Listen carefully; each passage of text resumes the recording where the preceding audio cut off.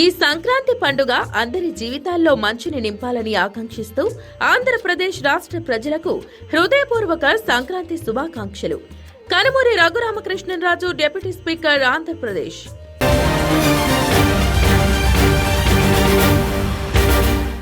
పడవ పోటీలంటే ఎక్కువగా కేరళ, తమిళనాడు రాష్ట్రాల్లో చూస్తుంటాం. చైనా, జపాన్ లాంటి దేశాల్లోనూ ఈ పోటీలకు ఆదరణ ఉంది. మన రాష్ట్రంలోనూ ఇప్పుడిప్పుడే ఈ క్రీడ పట్ల ఆసక్తి పెరుగుతుంది.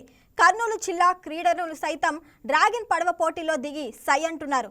రాష్ట్ర జాతీయ స్థాయి పోటీల్లో ప్రతిభ చాటుతూ శభాష్ అనిపించుకుంటున్నారు. ఇంతకీ ఈ డ్రాగన్ బోట్ అంటే ఏమిటి, ఎలా ఉంటుంది, ఆ విశేషాలేంటో ఇప్పుడు చూద్దాం.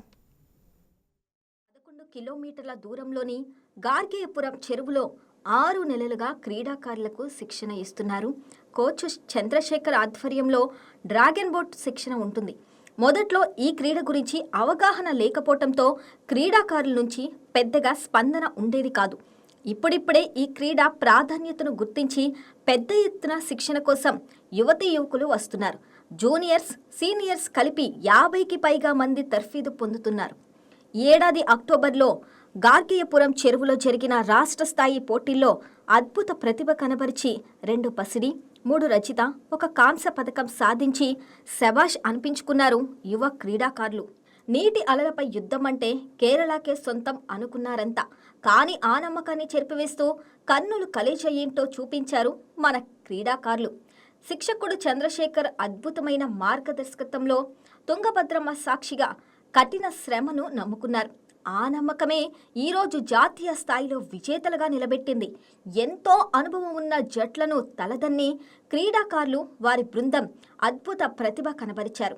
నీటిపై పడవ పరుగులు పెడుతుంటే వీరి చేతుల్లోని తెడ్ల వేగం చూసి ప్రత్యర్థులు సైతం అబ్బురపడ్డారు.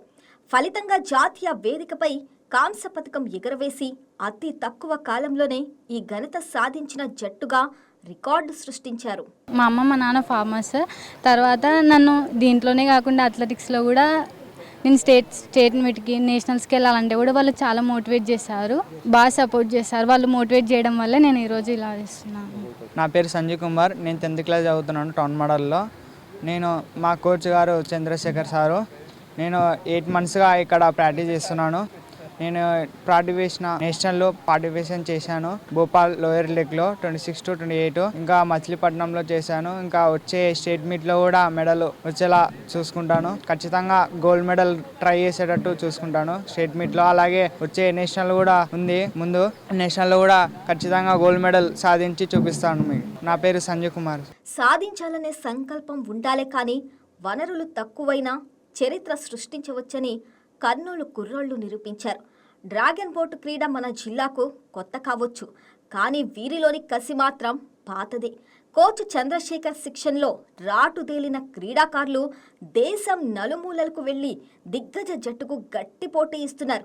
సరిగ్గా శిక్షణ ప్రారంభించిన కొద్ది రోజులకే జాతీయ స్థాయిలో బ్రాంచ్ మోడల్ సాధించడం అంటే సామాన్య విషయం కాదు.